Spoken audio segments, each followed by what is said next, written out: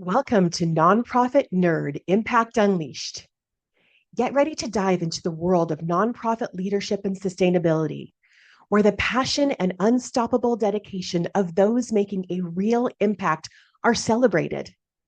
With your host, Jarrett Ransom, get ready to explore inspiring stories and game changing strategies of nonprofit leaders from across the sector.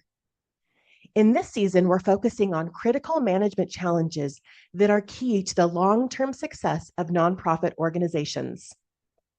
Nonprofit Nerd Impact Unleashed is your go-to podcast for no-nonsense, in-depth conversations with the real-life superheroes of the nonprofit sector.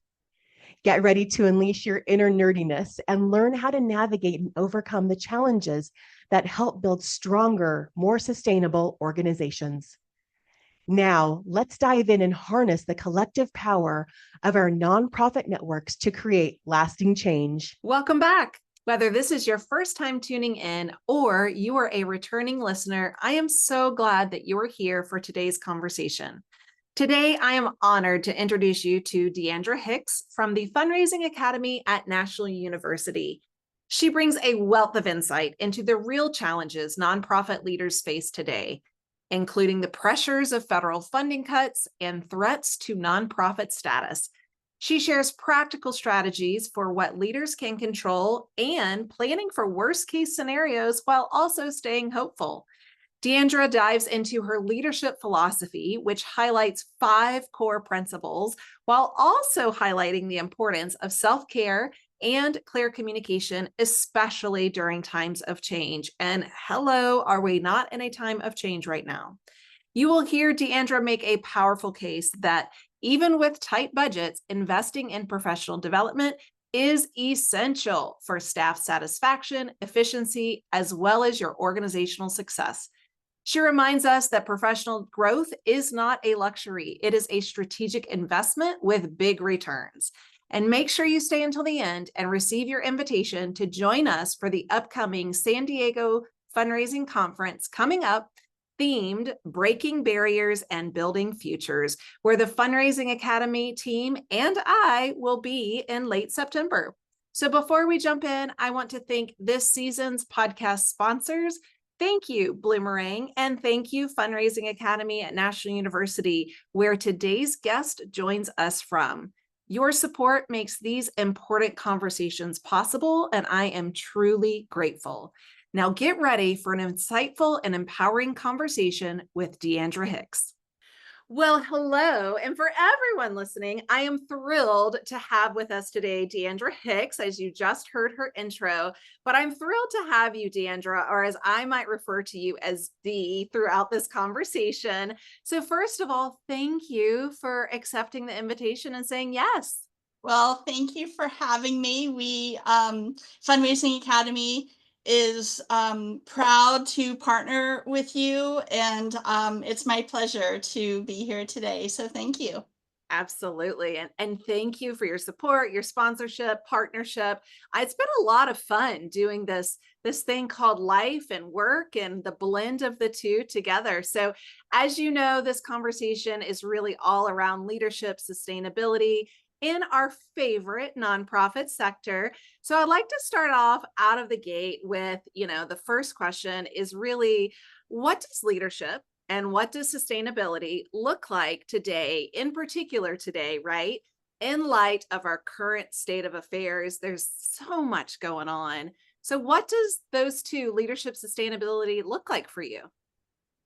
Yeah, it's hard, right? We are in an existential moment, really, in the nonprofit community when it comes to federal funding cuts, the threats to nonprofit status.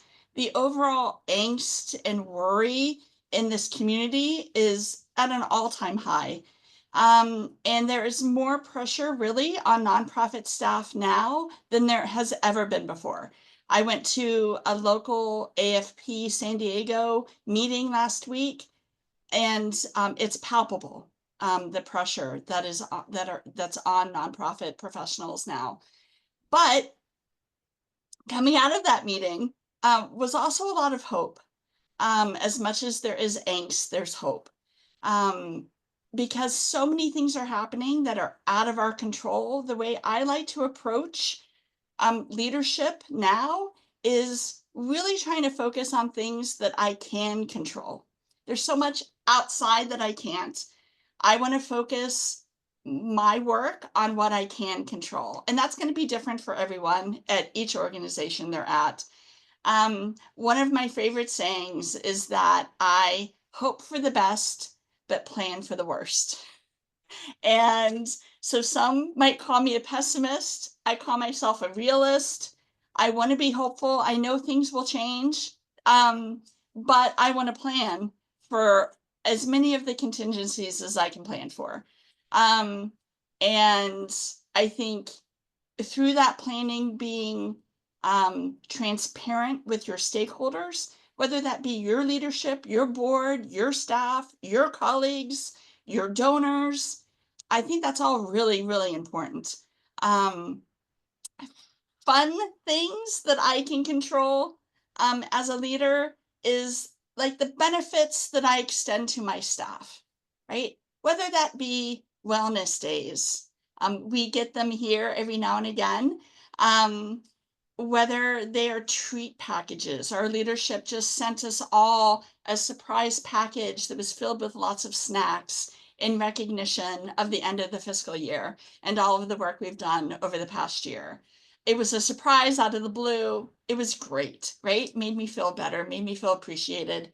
Some organizations can give summer Fridays, some times off, whether maybe it's an end of year or end of fiscal year lunch or celebration, just taking those moments to celebrate staff, recognize them. You can never say thank you enough. As a nonprofit professional, as a fundraiser all my life, I've been told, you can never say thank you enough to a donor. I think sometimes we forget to say thank you to our colleagues and to our staff. And that recognition, that thanks is free, doesn't cost a thing. The only thing that I try to do is have that recognition or that thanks be meaningful to that person. So some people like public recognition. So do that shout out in a group email. Some people just want a one-on-one thank you, little Teams chat, whatever it might be. But that's something that I can do. I don't have to wait on anyone else. I don't have to plan for it. I don't need money for it. That's something that as a leader, I feel is important to do. In addition to, and you hear more about this now than I think you ever have, which is self-care and how important that is. Lots of organizations offer through their healthcare plan some sort of mental health benefit. Take advantage of it, even if it's 6. I think the one we have here is you have 6 sessions for free. Take advantage of it, have someone to talk to. I think all of that's super important because, change is hard and we're having change every day. And it's hard because people are afraid and there's fear. And so the more that we can plan for that change, communicate that change, and take care of each other, that's what I'm focusing on during this time. Such great reminders, DeAndra, truly. Like, I feel like you could have written a book on this. Have you? Are you an author? Probably. I have not. Not yet. I like the powerful word. That's a hard word for me to say. Powerful word of yet, right? Like you're not an author yet. But you're certainly a leader. And talk to us a little bit. I feel like you gave us glimpses into your leadership style and really how you show appreciation. Some of those small and low cost or no cost option is a great way to model appreciation. And so while you've given us glimpses, like how would you define your leadership style? I love talking about leadership, so thank you so much for this question. And it's something that you learn and grow as a leader the more that you do it, right? You learn from others, you learn through your actions, you learn from how you're being led as well. And so I love this topic. My leadership style is really grounded in the belief that leadership isn't about titles. It's about action. I firmly believe that anyone can lead from any position that they are in an organization. You don't have to be the boss. You don't have to be a manager. You can always lead. And I've worked at both large and small organizations. I've worked in development departments that are 30 plus people. I've worked at organizations where I'm the only fundraiser. But what stayed consistent is my commitment to leading with intention and integrity as much as I can. Years ago, I went through a session, an educational session that was provided to me by UC Santa Cruz when I was there, and it was called the Leadership Challenge. And it was a series of trainings that they sent their managers to. And it has these 5 core principles that I have right here that you cannot see, but I have them up on my bulletin board. And they're ways in which I try to show up, again, not just for my staff, but for my colleagues. And so I'll go through them quickly because I love them. One is I try to model the way. That's all about setting an example that you want others to follow, again, with your staff or with your colleagues. The second is inspiring a shared vision. And that's about setting a course, making a plan, setting goals, but not just having it for me, but sharing it with, again, not just my staff, but colleagues I work with, because the work I do is not siloed. And a lot of the work that everyone does is not siloed. We rely on others to help us get our work done. And if those others don't know what our goals are and where we're going, it's hard for them sometimes to be fully committed. But if you share what those plans and those goals are, then everyone kind of knows their place and knows how they can help and knows that they're a piece of something bigger. And so I think that's really important. Another thing I do as a leader is I challenge the process.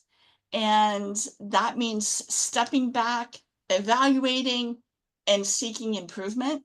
I ask a lot of questions, sometimes maybe too many questions. But like, do you really ask too many questions though? I don't know. I've been accused in the past of being contrary because I'm asking too many questions, right? Why don't you just go with it? Like, oh, here we go. Yeah. And I will go with it, but I'm also a planner and I also like strategy. So I want to make sure I ask those questions so that in a month's time, a week's time, a day's time, we're not uncovering things that kind of take us off track. But if we can work through those questions, we'll get to a better outcome. So yeah, I don't think that there's too many questions, but again, I've been accused of maybe asking too many, but I think it's healthy, and I welcome them as a leader. I also want to enable others to act. I can't do all the work myself. I have to rely on others to do that. But to do that, you have to give trust and responsibility and respect to others, and be a resource. So I'm a resource for my staff. I don't tell them what to do. I tell them what their goals are, what my expectations are, but I want to empower them to be successful and have that responsibility and claim that glory when things are great, but be there when they need me so that I can help them succeed.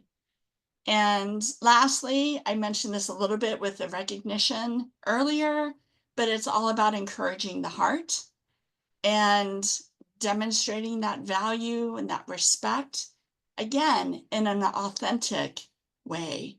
And that's always about remembering how that person wants to receive you, not how you want to give that recognition. And so that can take work and time and developing relationships to understand your staff, what motivates them. to give them those embers to help light their fire, if you will. So for me, it's about setting a clear example, supporting others, and then hopefully creating that culture of trust and respect. I love those principles. And I love that. I don't know when it is that you took that course, that you have kept them with you, near you, refer to them. It sounds like quite often, if not daily. So thank I you. do. It was about 15 years ago, I think, that I took it. For- Um, and it started with an audit that you not only gave your staff, but you gave colleagues and your boss, and they would rank you on, I don't know, there were probably 100 different statements. I think there were 20 statements under each of these 5 core principles.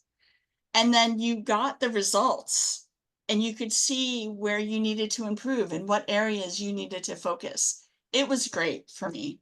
That sounds fascinating. I too love leadership. I subscribe the same model you do. We are all leaders. We all have the ability to be a leader, regardless of the title. And I think that's really important. And I think we all have the ability to lead ourselves and others through change, adaptability. That's something you had said earlier, is that change will happen for many. It's really scary. So I'm really curious, is there an example, anything that comes to mind of how you, DeAndra, have helped your organization, manage through this current changing time, both economic and social? Like, how has this impacted? What have you done, or any, I don't know, just like vibrant examples that come to mind? So this is something, it was kind of a group think. I can't take all of the glory for this idea. Sure. Um, but here at Fundraising Academy, we work with a lot of nonprofits as partners, and they're the ones that are really going through it. And so in these challenging times, um, one thing that we know that we need so much of is community, and that it's more important than ever that you are with people who think like you, who have the same um, drive in life, who are working in the same areas, perhaps, who are working in the community. And we at Fundraising Academy really believe that we need to support our community now more than ever. And so one thing that we started this year is hosting a fundraisers networking night happy hour. We've done one in Washington, D.C. We've done one in Sacramento, California. We will probably do one here in San Diego, California. And these happy hours really give fundraisers and nonprofit leaders the opportunity to come together for a drink, have some nibbles, and relax. There's no official program. Um, it's a way for us to relax and meet new friends, reconnect with colleagues. As a fundraiser, I can't tell you how many events I've gone to in my life. And my non-fundraising colleagues will say, "Oh, what a glamorous life you have. You go to all of these events. You must have so much fun." No, because we're working every event we go to. That's right. We're lucky if we get a glass of wine, maybe, and probably half the time you don't do that until the Right. end of the night.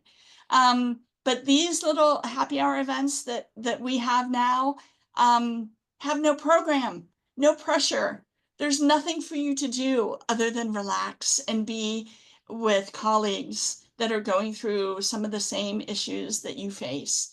Um, and there's lots of laughter and jokes, and it's been a great time, and a great opportunity for us to show the community how much we appreciate them. And it's just a way that we've chosen to give back in some small way. Ooh, I love that. And it also makes me think, as you shared your example of your friends going, what a luxurious life you have. And it's like, yeah, we rarely get a cheese block. We rarely get a drink. We rarely get any of that. And like you said, That's doesn't happen till the end of the night when we're dying to kick our shoes off our feet. But the fact that you're turning this around and you're saying we are providing for you, right? You get your drink first, you get your cheese plate first. And then we get to come together in community, which is something that you had said earlier around leadership, sustainability, of like how we are craving this community and to come together really, in that supportive way. So shameless plug, if you ever need to do one in Phoenix, I would love to help host and make that happen. And I'm sure all of our listeners are saying, when is this tour coming to us? I will put Phoenix on the list for sure. Yeah, not in the summer month, but yes. No. Yeah, I think this is fantastic. Well, let's switch gears a little bit because I want to talk about operational efficiency. And I'm really curious, how you, DeAndra, at Fundraising Academy at National University, and or how you're seeing other organizations address this right now, the balancing, right? Balancing the need truly of operational efficiency and investing in PD, professional development. How is that showing up? And what are you hearing maybe even at these mixers?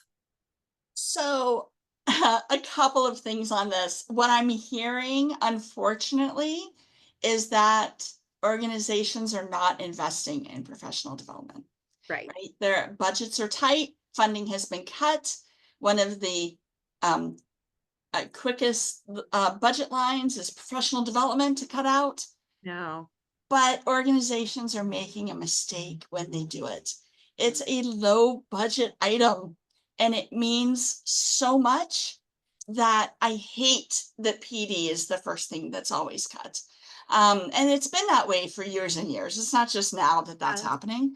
But I cannot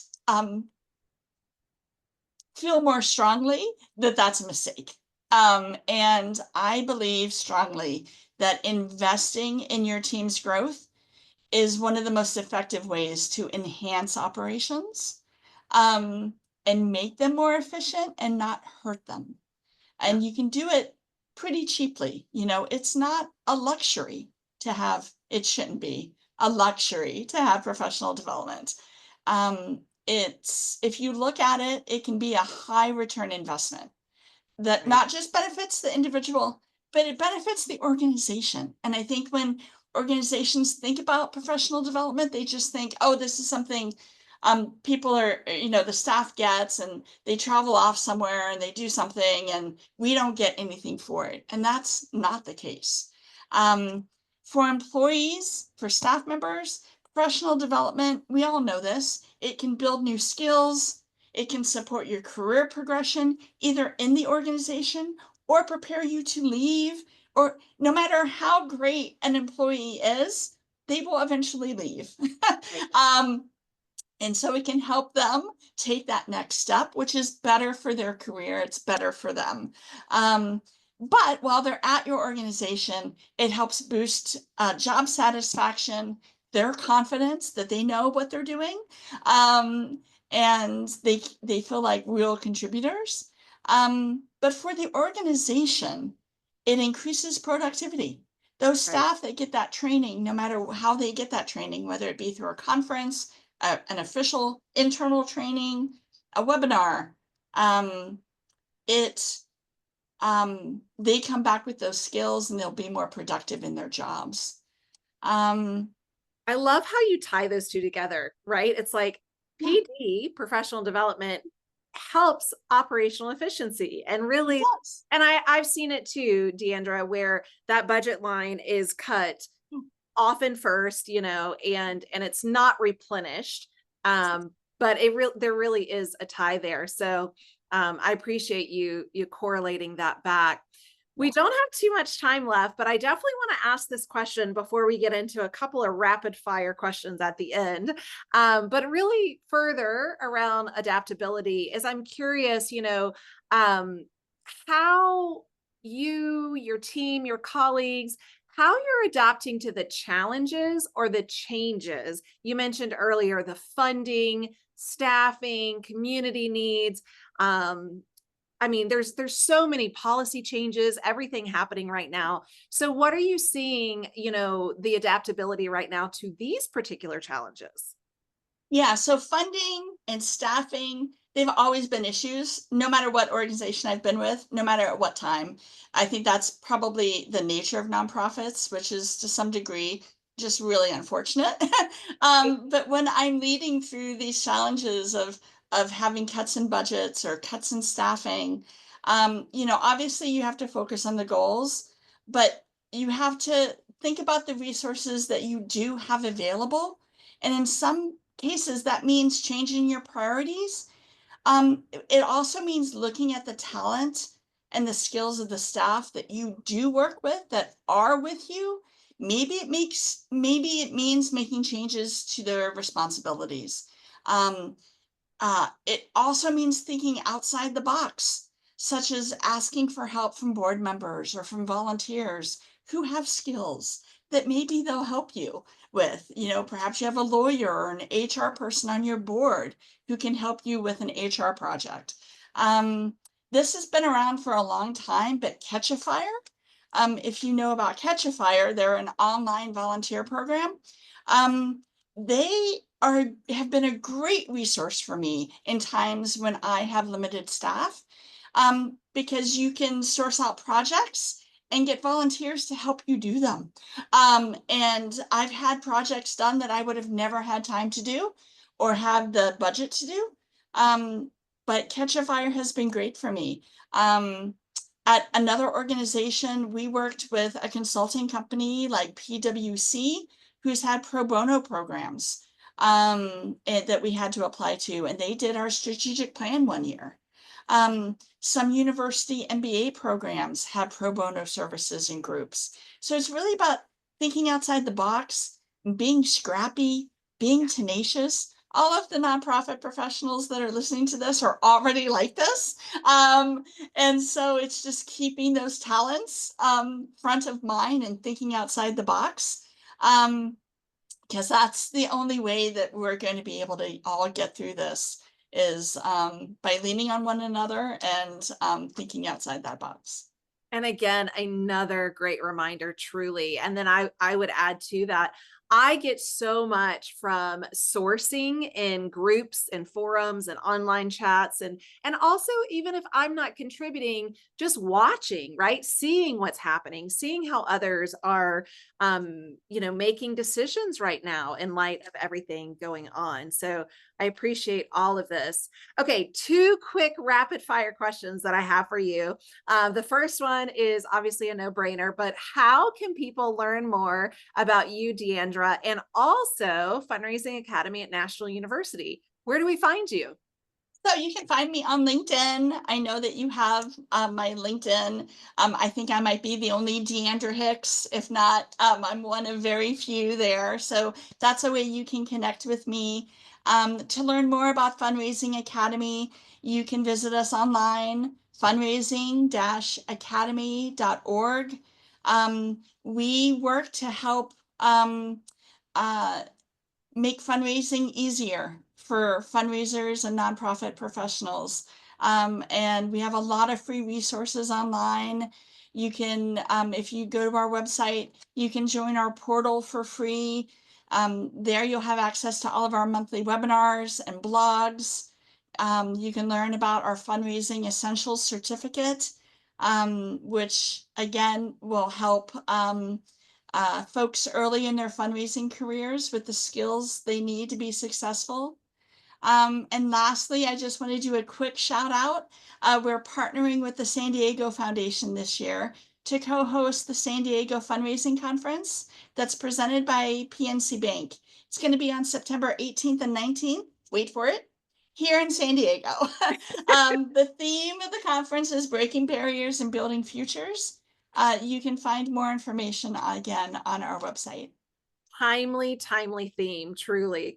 Cannot wait for all of it and what I get to learn too, because yes, I will be there, looking forward to speaking and looking forward to learning, truly. And of course, being part of community. That is a huge piece that I always take away.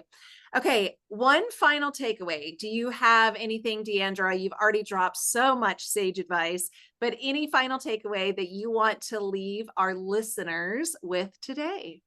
Yeah, just a few. I'll try to make it quick. Leadership isn't about having all the answers. um, Focus on what you can control, how you treat your team, your colleagues, your staff, how you foster community. Recognize that everyone around you is carrying a lot.